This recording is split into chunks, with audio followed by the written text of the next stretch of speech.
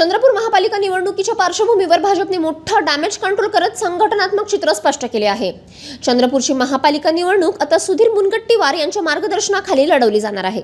या निवडणुकीसाठी आमदार चैनसुख संचेती यांच्याकडे निवडणूक निरीक्षक पदाची जबाबदारी कायम ठेवण्यात आली आहे, तर अशोक नेते यांची चंद्रपूरचे निवडणूक प्रभारी म्हणून नियुक्ती करण्यात आली आहे।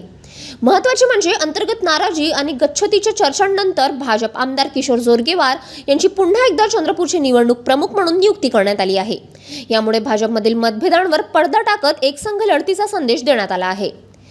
दरम्यान किशोर जोरगेवार यांची निवडणूक प्रमुख पदावरून हकालपट्टी झाल्याच्या बातम्या पसरल्या होत्या। मात्र आता भाजप प्रदेशाध्यक्ष रवींद्र चव्हाण यांच्या स्वाक्षरीने अधिकृत नियुक्तीपत्र जारी झाल्याने त्या चर्चांना पूर्णविराम मिळाला आहे। एकूणच चंद्रपूर महापालिका निवडणुकीसाठी भाजपने नेतृत्व, समन्वय आणि रणनीती स्पष्ट करत निवडणूक रणसंग्रामासाठी कंबर कसल्याचं चित्र आहे।